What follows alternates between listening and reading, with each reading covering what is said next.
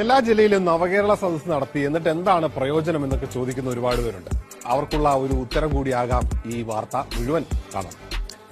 മദ്യം വാങ്ങാനുള്ള കഷ്ടപ്പാടുകൾ നിരത്തി പാലക്കാട് എലപ്പുള്ളി സ്വദേശി നവകേരള സദസ്സിൽ നൽകിയ അപേക്ഷയിൽ സർക്കാരിന്റെ അതിവേഗം നടന്നു.